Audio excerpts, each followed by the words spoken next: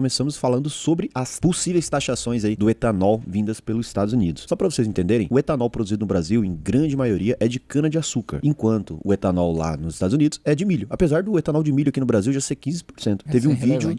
tá começando cada vez mais. Teve um vídeo no AlVP Agro, que é outro canal focado em agronegócio, que inclusive fui eu que fiz, explicando qual que é a diferença do etanol de milho, qual que é a diferença do etanol de cana-de-açúcar, como que é os prós e contras dos dois. Pra gente entender, o Brasil, ele taxa aí 18% desse tipo de produto quando ele importa dos Estados Unidos. Quando os Estados Unidos importa do Brasil, a taxação é só de 2,5%. Então, se os Estados Unidos fizer isso, vai prejudicar bastante a exportação de etanol do Brasil. Só que ao mesmo tempo, se os Estados Unidos fossem para uma ideia de uma taxação recíproca, né? Ou seja, pegar a mesma quantidade que é taxado, taxaria quase o 18%. Então, sim, a verdade é que a gente taxa muito as coisas que a gente importa para cá. A gente fala muito que a gente tá falando que os Estados Unidos é protecionista, mas talvez a gente seja aí um dos Muito países mais fechados que se tem, principalmente na América Latina. A gente é bem fechado mesmo no Brasil. Não tô dizendo que essa forma de taxação que o Trump tá idealizando nesse governo dele seja o mais correto. Acho que isso aí é um tiro no pé. Acredito que naturalmente isso vai trazer muito mais malefício do que benefício, mas também o Trump, ele tá atuando de uma forma a trazer as pessoas para negociar. Foi conforme o Douglas falou. Isso é uma tática de negociação. Ele tá ali induzindo a pessoa a falar, ó, vou taxar você. Então, nesse caso aí, a gente tá falando de uma balança só nesse produto em específico do etanol aí de 200 milhões que os Estados Unidos exportou em volume aí monetário do Brasil contra 52 que ele exportou pro Brasil. Então, você vê que só aí já tem um grande déficit. Então, ele tá querendo eliminar isso de forma gradual, não somente com o Brasil, com a União Europeia, com a Índia também, que é também uma das grandes produtoras agrícolas ali, que também tem um grande laço com os Estados Unidos e que também existe essa balança aí desfavorável em questão de taxação. Então, o foco principal do Trump é atrai ali as pessoas para vir para a mesa de negociação e conseguir achar ali um meio termo e conseguir pelo menos reduzir essa balança. Não é que vai colocar ali uma taxação de, por exemplo, de igualdade de 18%. Pode ser que isso até aconteça, mas muito mais para atrair do que necessariamente você vai trazer isso aí pro longo prazo, porque senão você pode acabar tendo um tiro no pé e pode ter um cenário muito parecido que aconteceu lá na Grande Depressão ali de 1930, na década ali, né, no final da década de 30 vindo ali. Então isso acabou gerando ali uma grande problema para os Estados Unidos. Então tem alguns economistas, tem alguns historiadores que acabam falando que isso pode ser algo que voltaria. Só que eu não acredito que o Trump, pelo menos pelas